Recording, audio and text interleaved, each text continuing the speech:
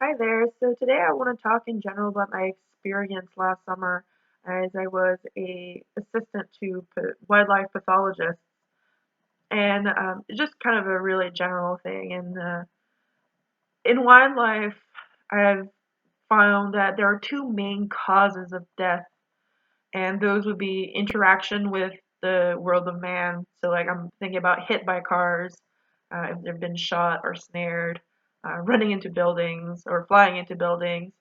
The other one would be starvation. Surprisingly, a lot of wildlife, they don't necessarily die of the disease they harbor. So if the disease is acute, so if it's happened really fast and it's a devastating one, then the animal will die of it. But more often than not, they go on living while fighting the disease. And this disease decreases their ability to find food. So in the end, a lot of birds and land predators, they actually die of malnutrition and starvation.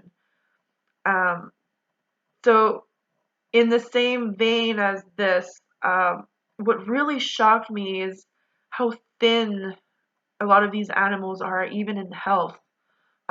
What we consider a normal body condition, something that we learn in vet school, you kind of have to throw that out the door because it's different in wild animals than for animals that humans are taking care of.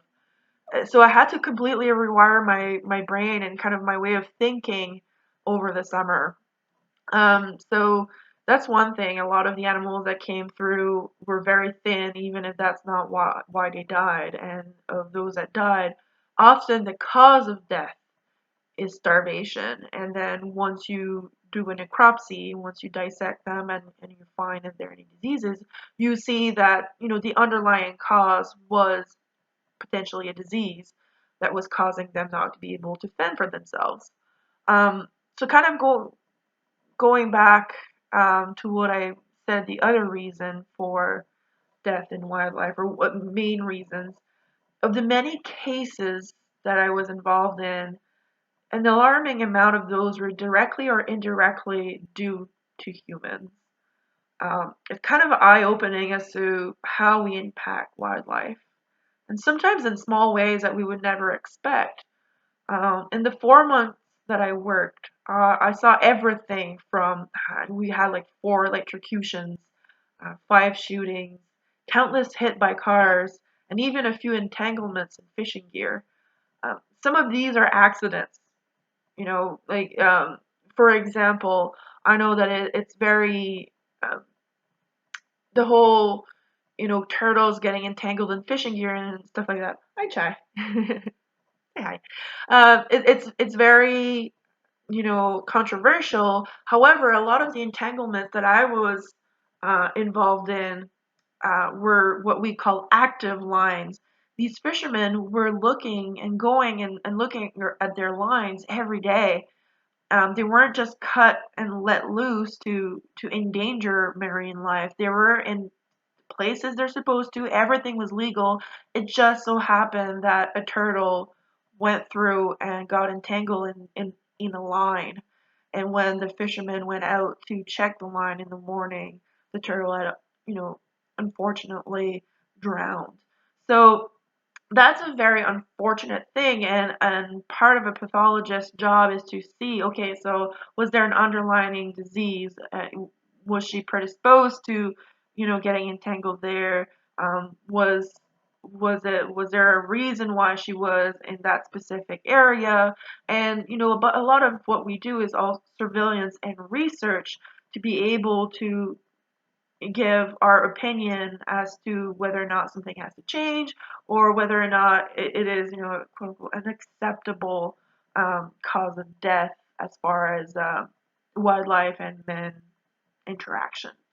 Um, but I mean, after a while, you can start resenting people a little bit, even in those times where it was obviously an accident.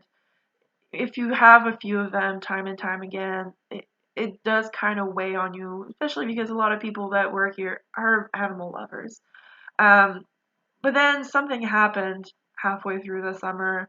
The more I got involved, I mean, for one thing, I was involved with my coworkers who were a wonderful group of people that share my passion for pathology and animals, but we were also related through school with another group who took care of the sick and injured wildlife. There was a wildlife club at the school, and and the community as well uh, was very involved. A lot of the animals that were brought to us sick, injured, or dead are people in the community who saw wildlife in need and decided to do something about it.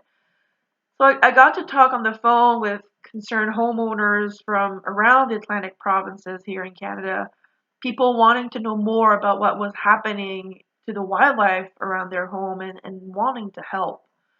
Um, so I saw a lot of things that made me angry about human negligence and carelessness, but then I also saw a lot of concern and desire to make things better for everybody, for the entire environment ecosystem. So I guess you can call it a very well balanced summer. um, so in a way, I guess it kind of, as much as it chipped away at my belief and how I see humans, it also kind of, I also regained faith, I guess, in the fact that we can make a difference, and there is a chance for us to make it right by um, nature. So that's kind of like a very general thing about my summer, and I will go into more cases, not necessarily to talk about individual cases, but more about the diseases or the occurrences that those cases were an example of. So if you're interested in that, I will post some of these very shortly. Thanks for visiting, and I'll see you next time. Bye. Bye.